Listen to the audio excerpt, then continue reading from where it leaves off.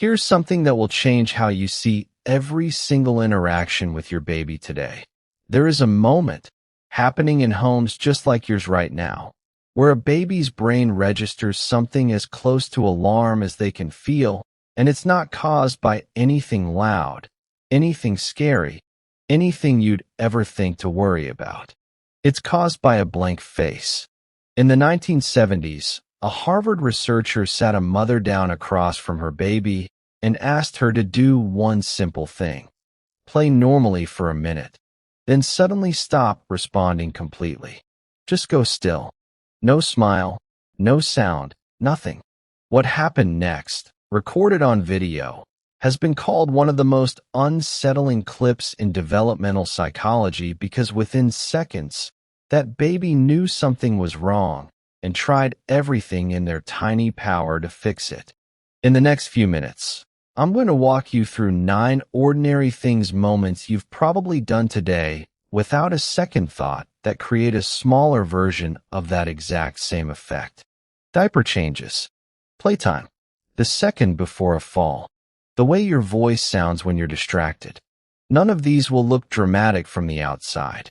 All of them are quietly shaping whether your baby's nervous system learns the world is safe or the world is unpredictable. But here's the twist, and it's the part almost nobody tells tired parents. This isn't about doing more. It's not another thing to add to your list, and it's definitely not something you can buy your way out of.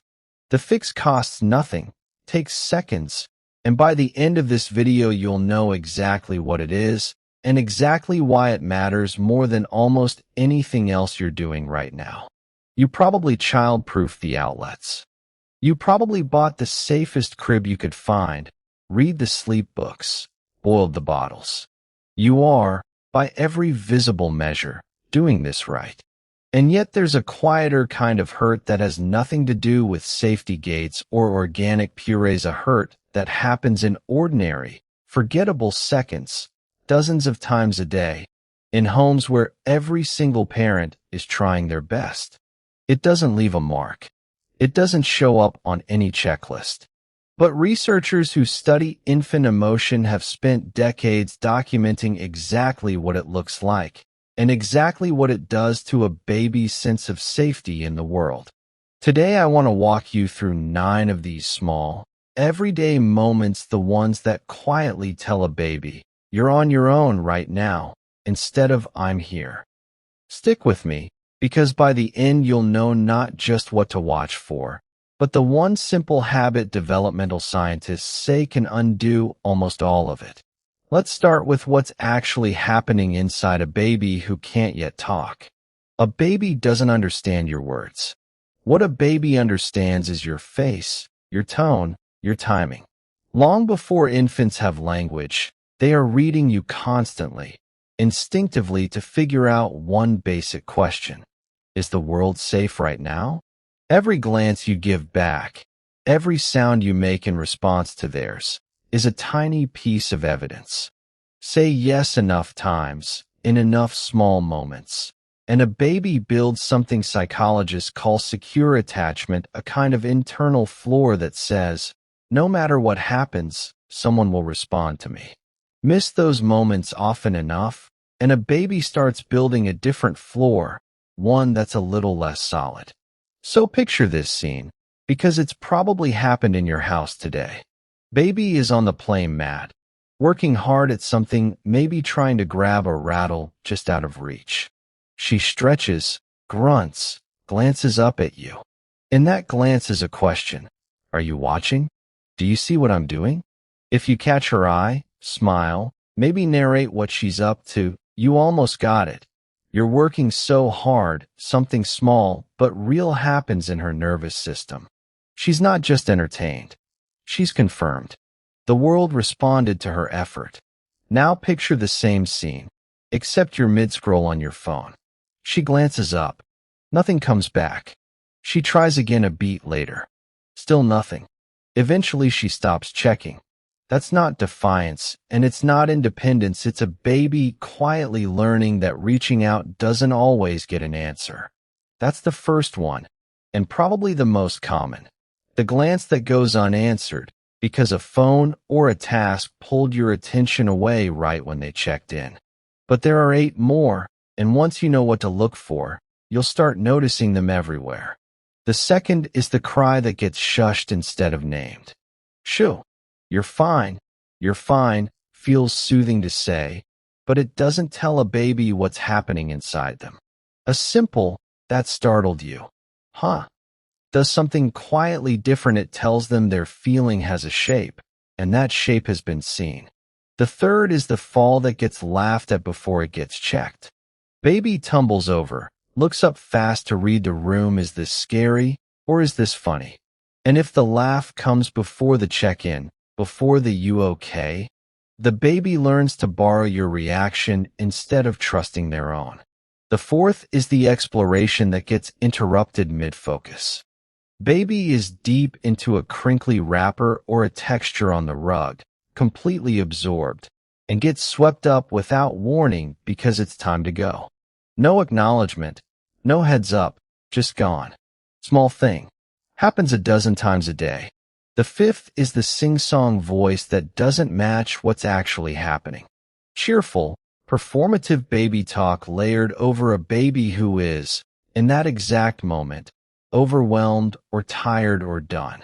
The mismatch between your tone and their real state is confusing in a way flat silence isn't.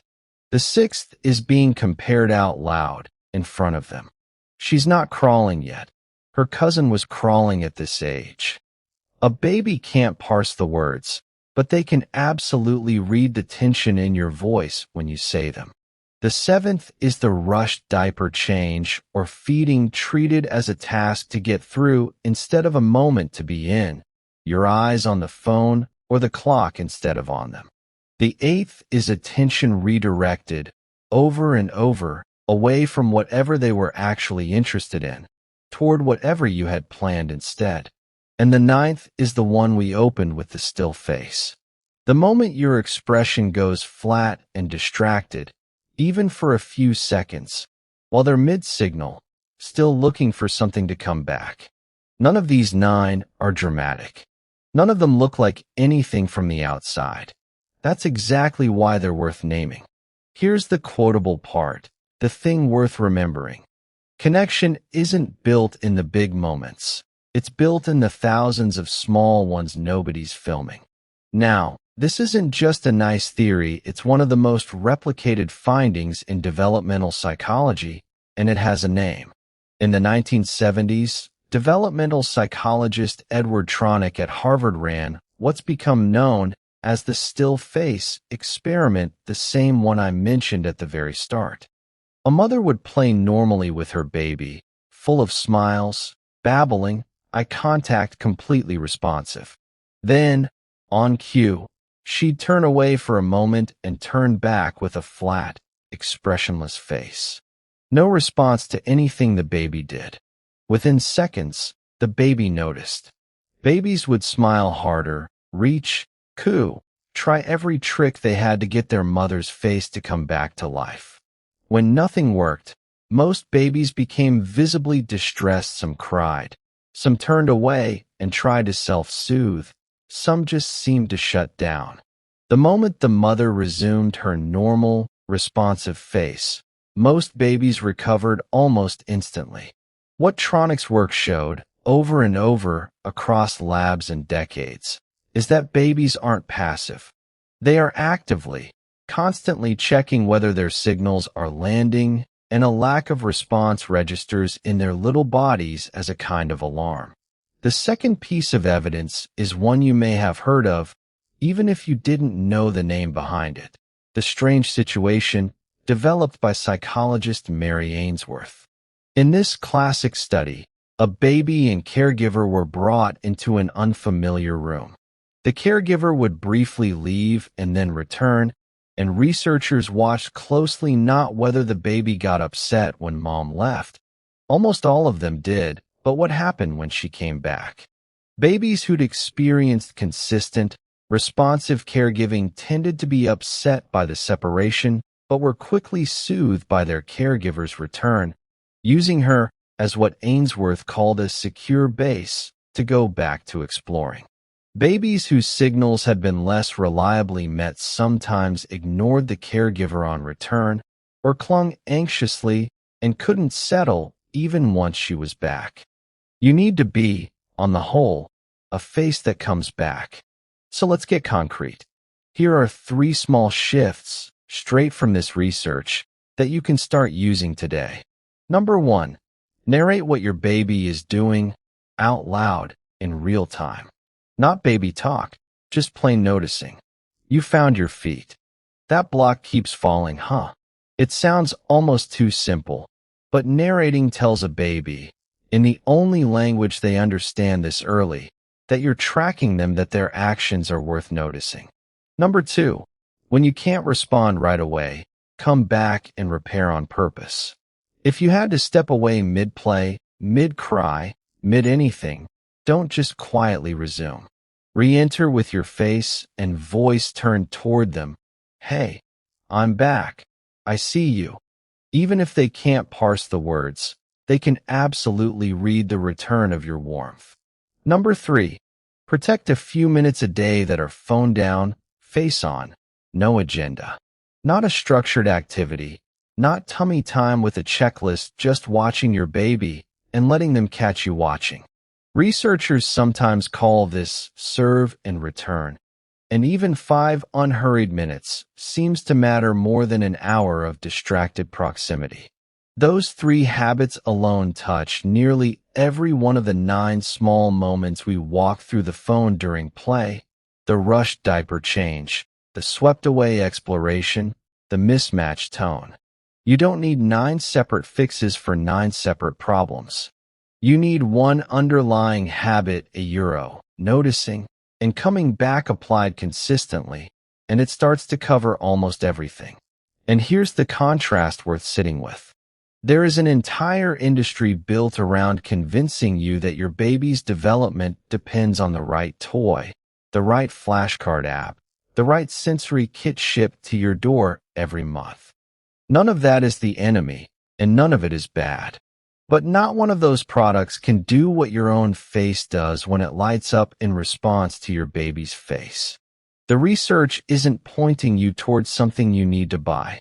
It's pointing you towards something you already have, that costs nothing, and that you're already carrying around with you all day. Because here's the bigger picture underneath all 9 of these small moments. None of them, on their own, determine anything about your child. What determines something is the pattern, the accumulated, ordinary evidence of thousands of days that someone notices, someone comes back, someone's face returns to warm. That pattern becomes your child's baseline expectation of relationships for the rest of their life. Not because of one missed glance today, but because of the thousands of returned ones over years. And if you're watching this feeling a flicker of guilt about a distracted morning or a hard week where you had nothing left to give, please hear this. The fact that you're here, thinking about how your baby experiences you, already puts you in the category of parents this research is describing as safe, as attuned, as enough. Perfect attention was never the bar. Coming back is. If this helped you see your baby a little differently today, consider sharing it with another parent in your life who's in the thick of it right now. Sometimes the most useful thing you can hand a tired parent isn't advice. It's reassurance that they're already doing the thing that matters. You didn't need a new toy, a new app, or a new routine. You already are the world's whole answer to your baby's question. You just have to keep showing up to answer it.